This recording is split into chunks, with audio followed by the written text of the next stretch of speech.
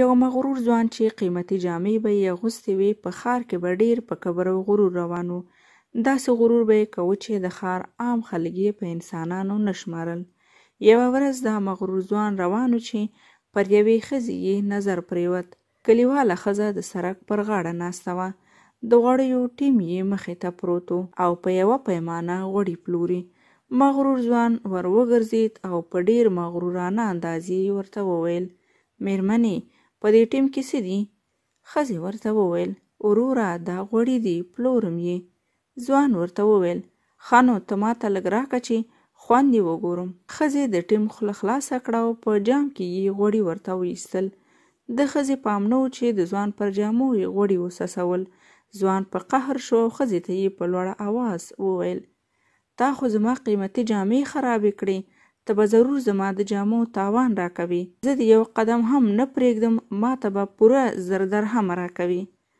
ښځه وارخطا شوه او په وېرېدلې لهجه یې وویل: وبخه وروره، ما خو قصداً ستا جامې نه دي خرابې کړي، او بل زه غریبه ښځه یم، 1000 درهمه ما په خوب کې هم نه دي لیدلي. ځوان ورته وویل: زما له دې سره هیڅ کار نشته چې ته پیسې لرې او که نه، خو زما جامې دې خرابې کړي، زه د خپلو جامو تاوان غواړم. ښځې ورته عذر او زارۍ وکړې، خو ځوان نور هم غوسه شو او ښځې ته یې وویل: 1000 درهمه غواړم، نور هیڅ نه اورم، که نه نو له دې ځایه یو ګام هم نشي اخیستی. یو لاروی ځوان چې د دوی دغه خبرې واورېدې جیب ته یې لاس کړ. 1000 درهمه یې د مغرور ځوان په لاس کې ورکېښود او زیاته کړه: واخله، ستا د جامو قیمت زه درکوم، دغه بېوزله ښځه پرېږده. ځوان پیسې واخیستې او روان شو. لاروی ورغږ کړ: چیرته روان شوې؟ ځوان وویل: ما ته د خپلو جامو قیمت میلاو شو، نور ځم خپل کار پسې. لاروی ورته وویل: نو جامې چیرته وړې؟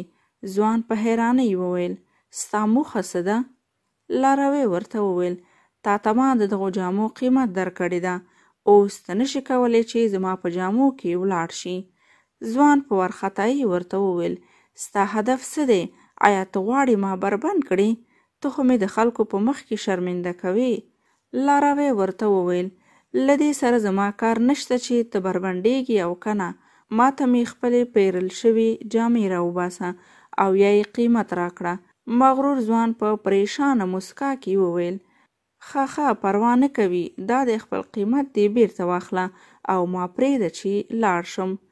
لاروی ورته وویل: نه، ما ته به زما د غوښتنې سره سم قیمت راکوي. ځوان وویل: څومره؟ لاروی وویل: زه 2000 درهمه غواړم. ځوان چې حوصله بایللې وه په ژړغوني غږ وویل: دا ظلم دی، دا جامې خو 200 درهمه قیمت هم نه لري، ته یې څنګه په 2000 درهمه پلورې؟ لاروی ورته په غوسه وویل: هغه زما کار دی چې په څو یې درکوم، اوس ما ته 2000 درهمه راکړه او یا جامې راوباسه، نور دې یو قدم هم مخته نه پرېږدم. بالاخره یې لاروي ته 2000 درهمه ورکړل او ځان یې خلاص کړ.